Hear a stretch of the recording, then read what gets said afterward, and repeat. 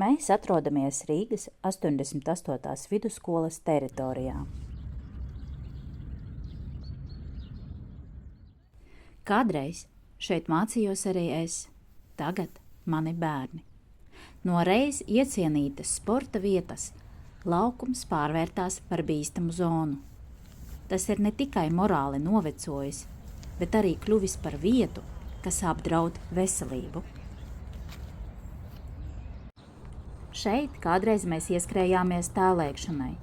Tagad pat nav vietas, kur bērni varētu droši skriet. Kā gan Rīgas doma šo var saukt par sporta laukumu? Kur šeit sportot?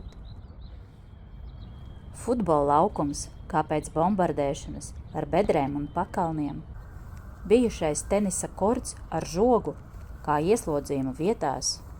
Nolietoti līdz kliņķim celiņi ar bedrēm un kanalizācijas lūku šķēršļiem.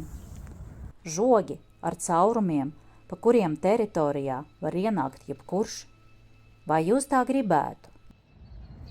Bieži domāju, vai tāda ir mūsu bērnu gaišā nākotne? Vai jūs patiešām gribētu, lai jūsu bērniem būtu šāda nākotne? Vai tomēr Latvijas bērni ir cienīti labāku nākotni kā šī?